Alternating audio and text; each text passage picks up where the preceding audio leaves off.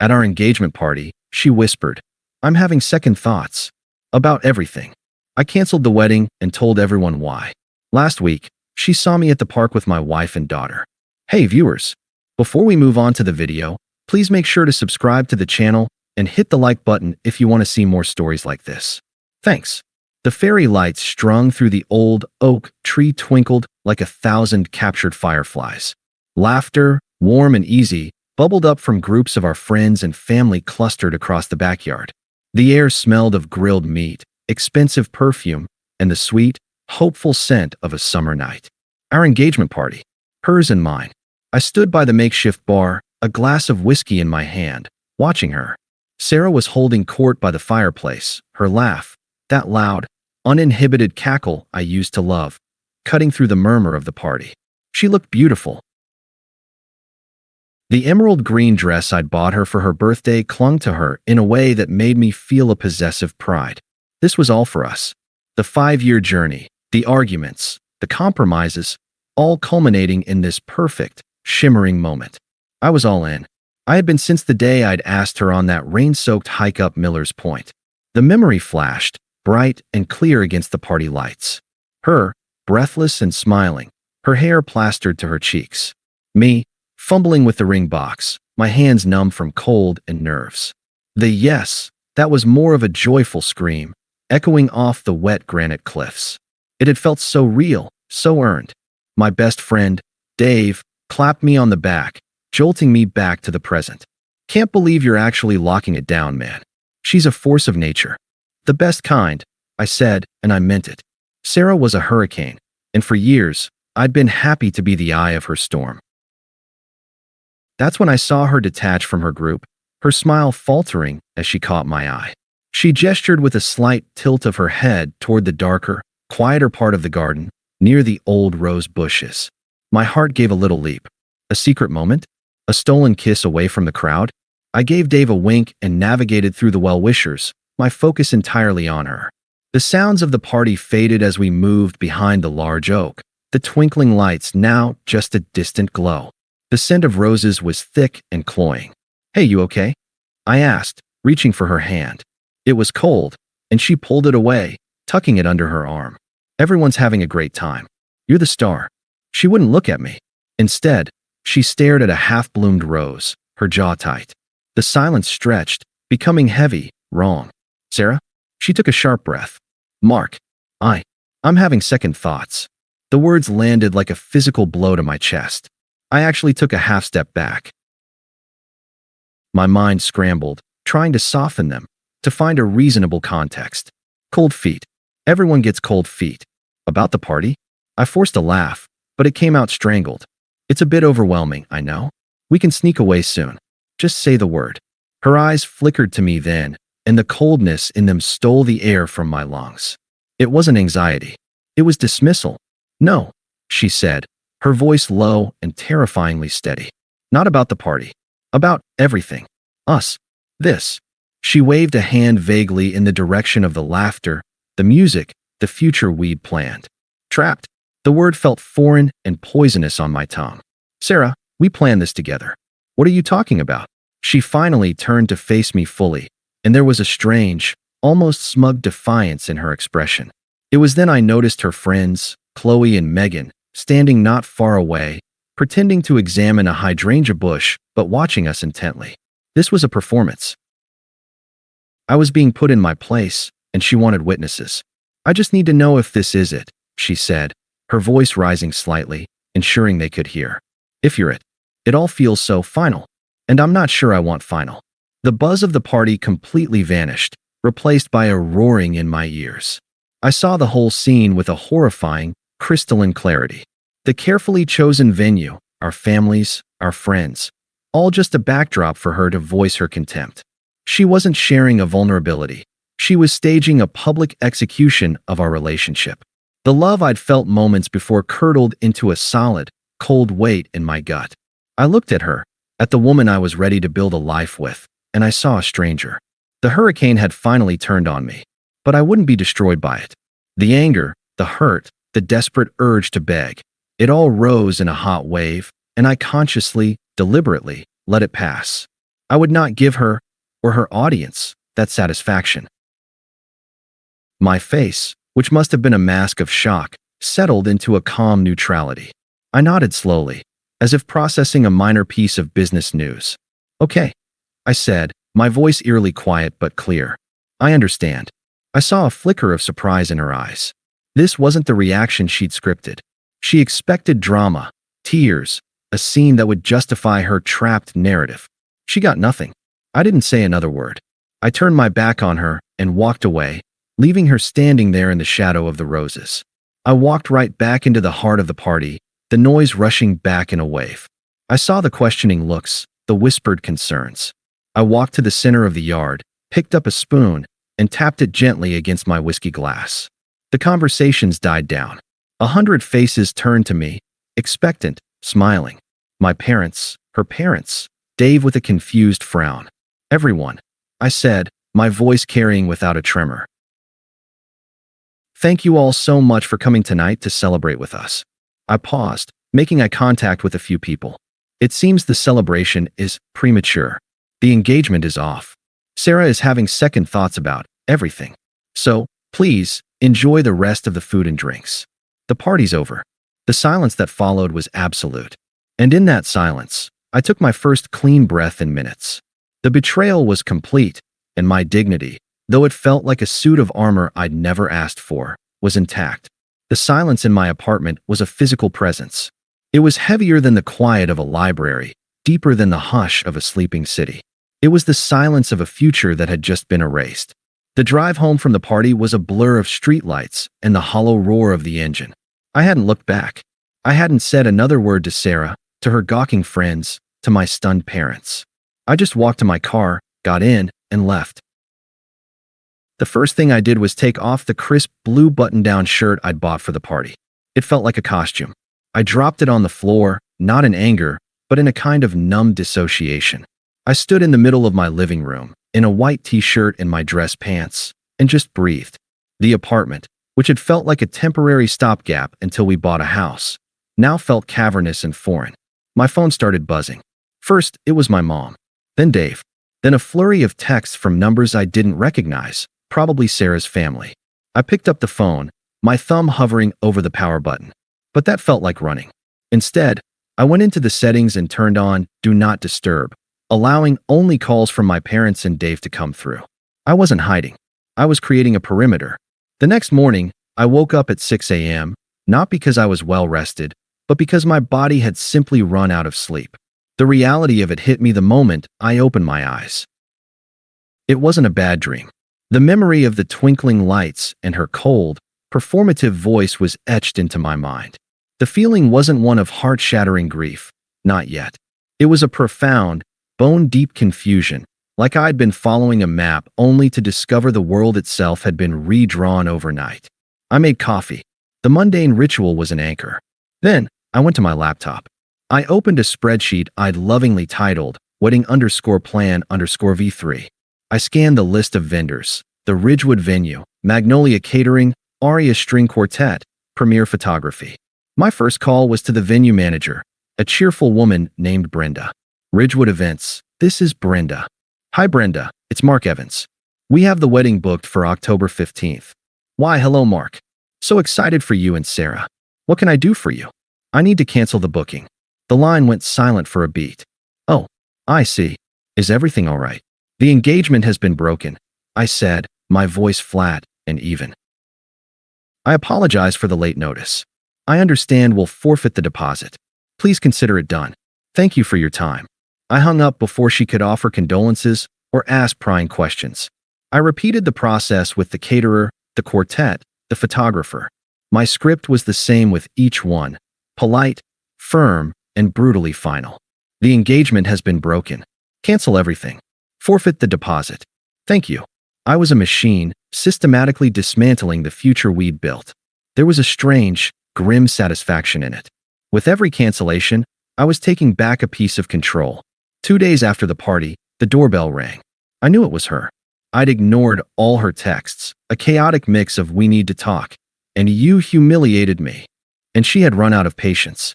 I opened the door. Sarah stood there, her arms crossed. She looked tired, but there was no remorse in her eyes. Only a defensive, simmering anger. "You didn't have to cancel everything so dramatically," she said, brushing past me into the apartment. "We could have talked. You just shut down." I closed the door and leaned against it, not offering her a seat. "You told me at our engagement party, in front of everyone we know, that you felt trapped. What was there to talk about, Sarah? I'm not a prison guard." She threw her hands up in exasperation. "You're so black and white." It was a feeling, a moment of doubt.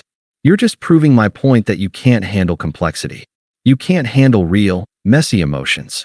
I just looked at her. The hypocrisy was breathtaking. My ability to handle complexity isn't the issue. Your decision to share that particular feeling at that particular moment was a message. I received it. "We're done." "Done?" She spat the word out. "Just like that? 5 years, and you're just done because of one conversation." "It wasn't a conversation," I said, my voice still calm, which seemed to infuriate her more. "It was a declaration. You made your choice. I'm respecting it." "I was scared," she yelled, the facade cracking to reveal the panic beneath. "I needed reassurance. Not for you to burn everything to the ground." "You didn't need reassurance," I countered, finally pushing off the door and walking toward the kitchen. "I needed to put space between us. You needed an audience. You got one. Now you have to live with the performance." I picked up my coffee mug. "I think you should leave." She stared at me, her chest heaving. The man she expected, the one who would beg, who would try to logic his way back into her good graces, wasn't here. I was someone else now. Someone she couldn't manipulate. "Fine," she whispered, her voice thick with tears of frustration. "You're a coward. You're running away because it got hard." I didn't respond. I just took a sip of my coffee and looked out the kitchen window.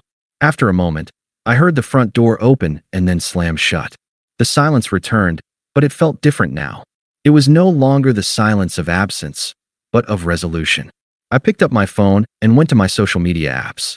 I didn't scroll. I went directly to the settings and blocked her. On Instagram, on Facebook, everywhere. I wasn't doing it out of anger. It was a practical necessity, like canceling the wedding vendors. She was a canceled vendor in the project of my life. That afternoon, I called Dave. "Hey man," I said when he answered. "You free for a beer tonight?" "Mark? Jesus, are you okay? What the hell happened?" "I'll tell you tonight," I said. "But I'm okay. I'm really okay." And the strange thing was, in that moment, it was true. The pain was there, a dull ache, but it was overshadowed by a profound sense of clarity. The map was gone, but the compass inside me was finally, after years of spinning, pointing true north. The world didn't end.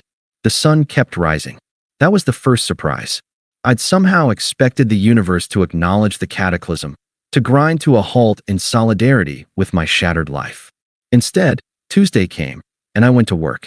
The sky was a brilliant, cloudless blue, a mockery of my internal gray. The office was the worst.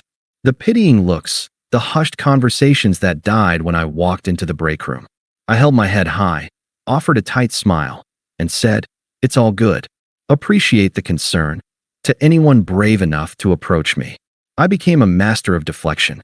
I buried myself in a complex data migration project, losing myself in lines of code and system architecture. It was clean, logical, and it obeyed commands. It was the antithesis of Sarah. Weeks bled into months. The initial numbness gave way to a low-grade, constant hum of sadness, but it was a manageable hum. I started going to the gym again, not with rage, but with a quiet determination. The physical exhaustion was a welcome substitute for the emotional kind. I reconnected with friends Sarah had always subtly dismissed as too boring or not ambitious enough. They were the ones who showed up with pizza and video games, who didn't need to talk about it, who just let me be. The information about her life started to trickle in, not because I sought it out, but because our social circles, though fractured, still had overlapping threads. The updates came through Dave, who had become my reluctant, unofficial news feed. The first update came about 3 months after the party. We were watching a game at his place. "So, heard from Mike," Dave said, cautiously sipping his beer. Mike was a friend who straddled both our groups. "Yeah." I kept my eyes on the screen. "Yeah." Said Sarah's been seeing some guy. That musician, Leo, she was always talking about before, you know. I didn't know. Leo was the free-spirited guitarist from a local band she'd followed for years. He represented everything she'd accused me of not being: unpredictable, artistic, exciting. I just nodded. Good for her. Dave looked at me, surprised. That's it. Dude, he's a total flake. Mike said it lasted like 6 weeks. Leo ghosted her after he got a gig in Portland. I felt nothing. No schadenfreude, no vindication. It was just a data point. Sounds about right, I said, and took a sip of my beer. Past the chips. The next update was more about the fallout. Another few months later, Dave mentioned running into Qley, Sarah's toxic lieutenant, at a bar. She was a mess, man, Dave reported, a hint of disgust in his voice. Try to give me some sob story about how Sarah's been having a rough time. Apparently, a lot of people thought the whole engagement party thing was, well, fucked up. Her friend group kinda splintered. No one wants to be around that kind of drama. I listened, my face neutral. I thought of Qley and Megan watching from the hydrangea bush, their faces eager for the spectacle. I felt a distant pang, not for Sarah's isolation, but for the sheer waste of it all. The friendships, the trust, all sacrificed for a moment of theatrical cruelty. The final piece of karma drip came almost a year later. My mom, who still occasionally ran into Sarah's mother at the grocery store, called me one evening. I saw Carol today, she said, her tone carefully neutral. She looked tired. She mentioned Sarah? Well, she didn't get that promotion she was up for at the marketing firm. Carol said she's been distracted since everything happened. I murmured, scrolling through work emails on my laptop. The news was unsurprising. Sarah had always tied her self-worth to external validation, her job, her social status, the perceived excitement of her life. When the foundation of our relationship, the one thing that had been stable, crumbled, it was inevitable the rest would wobble. Are you okay hearing this, sweetie? Mom asked, her voice soft with concern. I'm fine, Mom, I said, and I meant it. It's just news. It doesn't have anything to do with me anymore. And that was the truth. Listening to these updates was like hearing a weather report for a country I'd no longer planned to visit. A hurricane might be hitting the coast, but I was inland, safe, and building a stronger house. The pain was a relic. The love was a memory. What I felt for Sarah now was a profound and absolute indifference. She had become a stranger, and her struggles were the struggles of a stranger. The chapter was closed. The book was on the shelf. I had new stories to write. The first attempt was almost laughable in its audacity. It had been 6 months of perfect, healing silence. I was at the gym, my phone buzzing on the bench next to me. I finished my set, wiped the sweat from my brow, and picked it up. A text from an unknown number, but the area code was familiar. Unknown number, 6:14 p.m. Hey, it's Sarah. I know I probably shouldn't be texting you, but I was just thinking about you. Hope you're doing okay. It was like a faint, distant echo from a life I'd evacuated. There was no apology, no acknowledgement of the nuclear bomb she'd dropped. Just a casual hey, as if she'd bumped into me at a coffee shop. I felt a flicker of something. Not anger, not longing, but a cold disdain for the sheer lack of self-awareness. I didn't block the number. I simply deleted the message and went back to my workout. No response. The second attempt was more desperate. A year to the day after the engagement party, my phone lit up with a voicemail notification. I was in the middle of a coding session, deep in a state of flow. I almost ignored it, but something made me click play. I put it on speaker and leaned back in my chair. Her voice was thick with tears, the performance quality gone, replaced by a raw, shaky panic. Mark, it's me. God, I listened to this beep. I made the biggest mistake of my life. He was nothing. A distraction. What we had was real. It was solid. I was just scared and stupid. Please, can we just talk? Just for 5 minutes. Please. I saved the voicemail. Not out of any sentimental attachment, but as a digital trophy. A receipt for a bullet dodged. It was hard evidence of the chaos I had willingly walked away from. I felt a scientist's cold curiosity, analyzing the specimen of her regret. But I felt no urge to engage. No response. The third attempt involved a flying monkey. A week after the voicemail, my phone rang. Qley, Sarah's chief enabler. The one who had watched from the bushes with gleeful anticipation. I almost didn't answer, but a morbid curiosity got the better of me. Mark. Her voice was sharp, accusatory from the first syllable, as if I'd been the one causing trouble. "Qley," I said, my tone flat. "What can I do for you?" "You need to stop being so stubborn," she launched in, no pleasantries. "She's a mess. A complete mess. She's sorry, okay? Are you really that heartless? You loved her once. Don't you care what this is doing to her?" I leaned back, adopting the tone of a customer service agent dealing with an irrational complaint. The professional archetype. "Qley, Sarah and I are no longer in a relationship. Her emotional state is not my responsibility. It hasn't been for over a year. She's suffering." Qley insisted, her voice rising. "I'm sorry to hear that," I said, the words devoid of any actual sympathy. They were a social placeholder, a way to end the conversation. "But, as I said, it's not my concern. Please don't contact me again on her behalf." I heard her sputter, "You're an asshole. You know that," before I ended the call. I didn't block her. I just made a mental note to ignore any further calls. The anger of the enabler was just more noise. The final attempt was the one that sealed everything. It came a few nights later, a rapid-fire series of text messages that lit up my phone like a distress beacon. The angry outburst. "Sarah, 11:23 p.m. Fine. Be that way. Sarah, 11:24 p.m. I see you. You were never emotionally available anyway. You were a robot then, and you're a robot now. Sarah, 11:25 p.m. You're probably still alone and bitter in that sterile apartment. You never knew how to live. Sarah, 11:26 p.m. I'm better off without you. I was right to leave. You're a black hole." I read them in order, each one a layer peeled back to reveal the true, rotting core. The tears and pleas were gone. This was the real Sarah, the one I'd seen a glimpse of in the garden. The one who, when denied what she wanted, turned venomous. She wasn't sorry for what she'd done. She was sorry her actions had consequences she didn't like. This time, I didn't just delete them. I didn't save them. I took a screenshot. It was the final piece of evidence I needed, the confirmation that my calm exit had been the only sane response. The woman was a tempest of blame and entitlement. There was no there to miss, to mourn. The last ghost of what I thought we had was finally laid to rest. I placed my phone face down on the nightstand. The room was quiet. The only sound was my own steady breathing. There was no anger, no hurt, not even pity. There was just a profound, peaceful silence. The attempts at reconciliation were over. She had shown me everything I needed to see. The door was not just closed, it was bricked over. The park on a Saturday morning was our sanctuary. It had been mine long before, and now it was ours. The sunlight dappled through the old oak trees, and the air was filled with the shrieks and laughter of children. I pushed the baby swing in a gentle, rhythmic arc, my heart feeling so full I thought it might burst. "Higher, Dada," a tiny, determined voice asked. "A little higher, sweet pea," I said, giving the swing another soft push.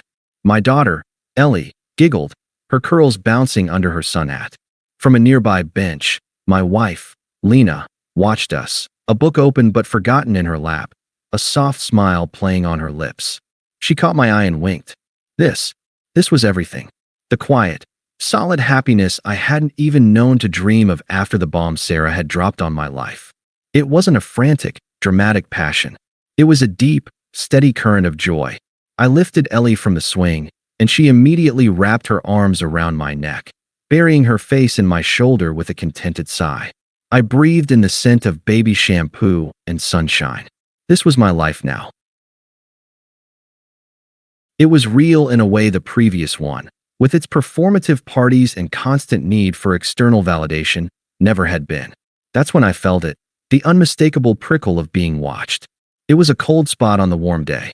I looked up, scanning the perimeter of the playground, and I saw her. Sarah was frozen on the gravel path, about 20 yards away, holding a takeaway coffee cup. She looked diminished. Her shoulders were hunched, and there were lines of weariness around her eyes that even the distance couldn't hide. She was alone. She was staring, her gaze fixed on me, on Ellie in my arms, on the simple, devastating picture of a life moving forward without her. For a long moment, we just looked at each other. The past 2 years telescoped into that single, silent point of contact. The fairy lights, the cruel whisper, the slammed door, the desperate texts, it all flashed by in an instant, leaving no mark. She took a hesitant step forward, then another, until she was standing just a few feet away. The scent of her perfume, the same one she'd worn that night, briefly cut through the park air, a ghost from a haunted house I'd moved out of long ago. "Mark." "Hi," she said, her voice trembling slightly. It was thinner than I remembered. I gave a polite, distant smile, the kind you'd give a vague acquaintance. "Sarah." I continued to gently sway, holding Ellie, who was now peeking shyly at the stranger. She swallowed hard, her eyes darting from my face to the wedding band on my left hand, then to Ellie. She's beautiful," she managed, the words sounding like they were being dragged over gravel. I heard you got married. Congratulations."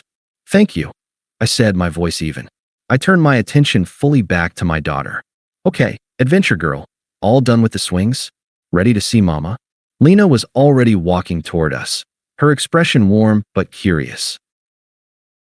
She slipped her arm around my waist, a gesture of effortless, natural possession. "Ready to go, honey?" she asked, her eyes on me, not on Sarah. "Yep, all set," I said. I looked back at Sarah. She was visibly crumbling, her carefully constructed composure shattering under the weight of the reality before her. There was no audience for her this time, no one to perform for. Just me, a man who had become a stranger, and the family he had built from the ashes of the one she'd discarded. "Take care of yourself, Sarah," I said. It wasn't a wish or a curse.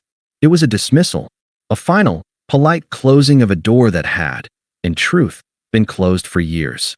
I turned, and together, the three of us walked down the path toward our car. Lena squeezed my side. "Everything okay?" she murmured. "Perfect," I said, and I meant it with every fiber of my being. I didn't look back. I didn't need to. I knew what was behind me, a ghost, a relic, a lesson learned. I settled Ellie into her car seat, making silly faces until she giggled again. As I started the car, I caught a final glimpse in the rearview mirror. Sarah was still standing there, a solitary figure on the path, small and irrelevant against the vibrant backdrop of the park. I didn't hate her. I didn't pity her. The chapter of my life that had her name on it was closed, the book put away on a shelf, and the story I was living now was so much better. Thanks for watching. Make sure to subscribe to the channel and hit the like button. What do you think about this story? Share it in the comments.